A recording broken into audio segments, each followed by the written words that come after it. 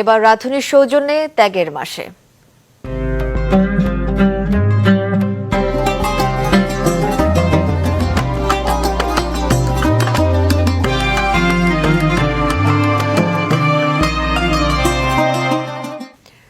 রমজান জুড়ে নরসিংদী সদর হাসপাতালে রোগী ও তাদের স্বজনদের মাঝে বিনামূল্যে ইফতার বিতরণ করছে স্বেচ্ছাসেবী ফোরাম নামে একটি সংগঠন। নরসিংদী জেলা রিপোর্টার আল আমিনের পাঠানো তথ্যচিত্রে ডেস্ক রিপোর্ট।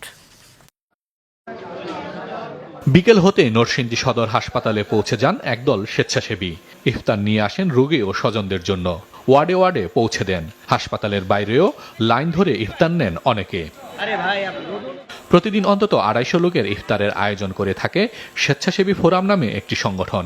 প্রতি বছর পুরো রমজান জুড়ে এমন আয়োজন থাকবে জানায় সংগঠনটি।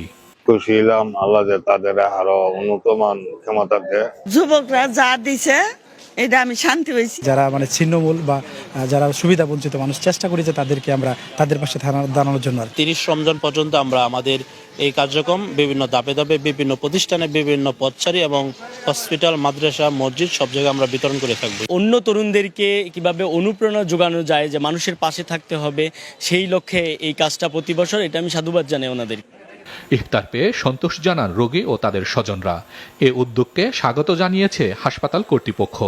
দুস্থ রোগীদের জন্য তারা সেবা করে, তাহলে আমরাও ইনশাল্লাহ খুশি, আল্লাহ পাকও খুশি হবে এর পবিত্র রোজার রমজানের দিনে। আমাদের মেনুতে ছিল যেহেতু সবাই রোগী, তাদের কথা মাথায় রেখে আমরা চিকেন, খিচুড়ি, পানি, শরবত এই আয়োজনগুলো রেখে ইফতারের আয়োজন করছেন। তাদের সবাইকেই আন্তরিক মোবারকবাদ জানাচ্ছি এই জন্য যে তারা একটি ফজিলতপূর্ণ, একটি নেকির কাজে, একটি ভালো কাজে অংশগ্রহণ করেছে।